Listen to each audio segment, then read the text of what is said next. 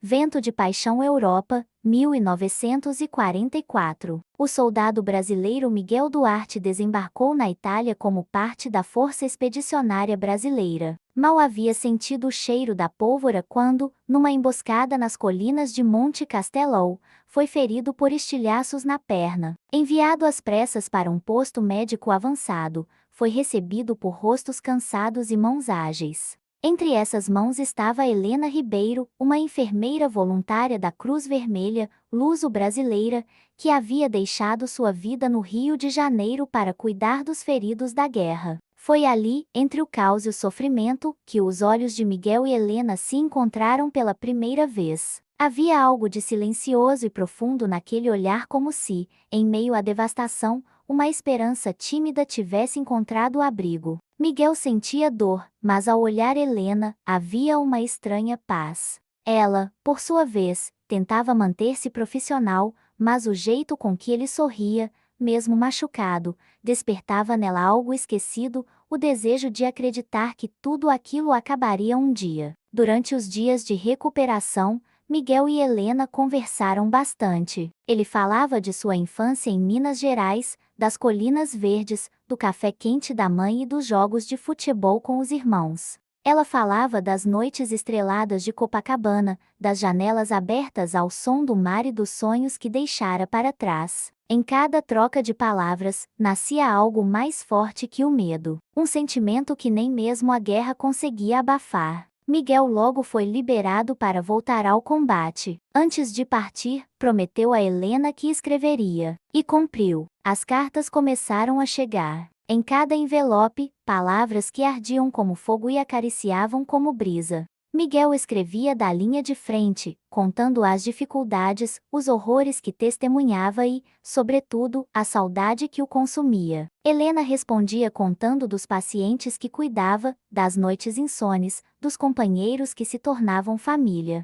Mas um dia, as cartas pararam. Helena esperou. 1, 2, 3 dias. Semanas. Nada. A angústia crescia a cada silêncio. Foi então que chegou a notícia: a unidade de Miguel havia sido atacada. Muitos haviam morrido, outros estavam desaparecidos. O nome de Miguel estava na lista dos que não haviam sido encontrados. Helena não chorou na frente dos outros. Continuou cuidando dos feridos, como se pudesse curar a si mesma salvando outros. Mas à noite, sozinha em sua tenda, abraçava as cartas de Miguel e sussurrava promessas ao vento: "Volta para mim, por favor." A guerra finalmente acabou. O mundo celebrou, mas para Helena, a paz só traria sentido se ele estivesse vivo. De volta ao Brasil, começou a trabalhar em um hospital militar no Rio. Carregava uma dor muda, uma esperança teimosa, e um amor que o tempo não tinha conseguido apagar. E então, num dia comum, tudo mudou. Ela saía do hospital quando viu um grupo de soldados chegando de trem. Muitos com olhares vazios, outros com sorrisos tímidos. Mas entre eles havia um homem de bengala, mais magro, cabelos bagunçados, mas com os mesmos olhos. Miguel. Eles se olharam. O tempo parou. Helena correu até ele. Ele deixou a bengala cair. O abraço foi longo, apertado, cheio de tudo que as palavras não conseguiam dizer. Miguel havia sobrevivido, escondido por uma família italiana que o acolheu após a explosão. Passou meses se recuperando e, quando conseguiu, voltou ao Brasil com um único desejo: reencontrar Helena. Casaram-se meses depois, numa pequena capela em Petrópolis. A cerimônia foi simples, rodeada de amigos e ex-combatentes. Começaram uma vida nova, sem bombas, sem medo. Miguel tornou-se professor de história, e Helena continuou cuidando de vidas, agora em uma clínica pediátrica. Tiveram 2 filhos, depois netos, e uma vida inteira de cumplicidade. Na estante da sala, uma caixa de madeira guardava todas as cartas trocadas durante a guerra. Sobre ela, uma inscrição feita à mão: Vento de Paixão. Era como chamavam o sentimento que os unira em meio à destruição.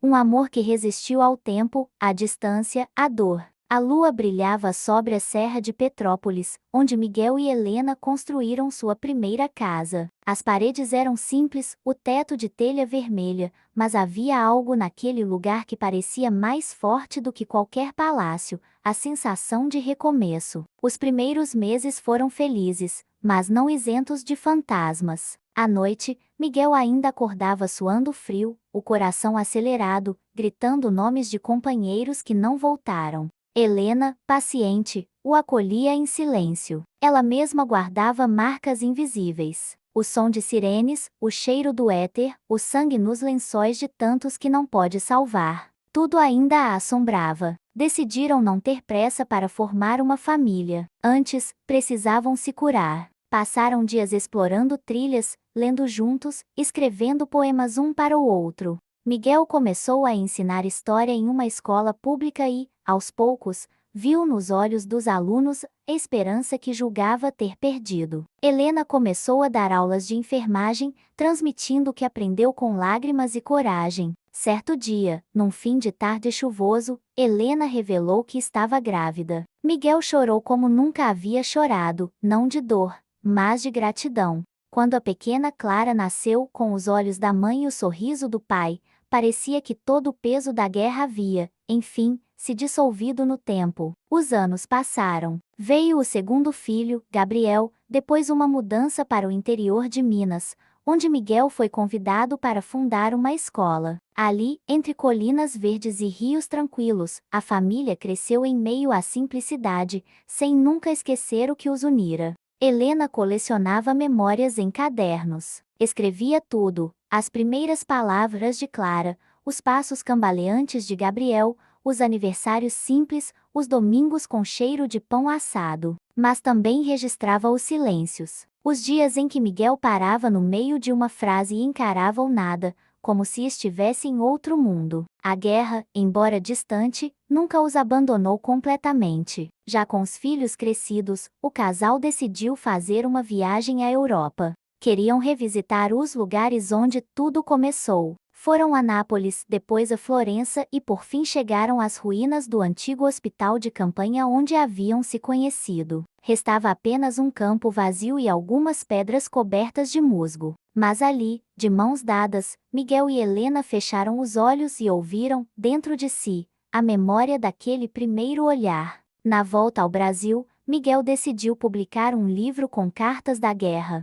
Com a ajuda de Clara, que se tornara jornalista, reuniu suas palavras com as de Helena intercaladas com relatos e reflexões. O livro se chamava Vento de Paixão e tornou-se um símbolo de amor, resiliência e memória. Na velhice, Miguel e Helena viviam em uma casa com varanda grande, rodeada de flores e visitas constantes dos netos. Às tardes, sentavam-se em duas cadeiras de balanço, observando o céu mudar de cor. Quando o vento soprava mais forte, Helena sorria e dizia: "É ele nos lembrando que o amor sempre sopra mais forte que a dor." Miguel, com a mão enrugada sobre a dela, respondia: "E que enquanto houver vento, haverá paixão." No fim da vida, foram sepultados lado a lado, com uma lápide simples. Acima de seus nomes, uma frase gravada em pedra: "Eles se amaram mesmo quando o mundo desabava." E o vento guardou sua história.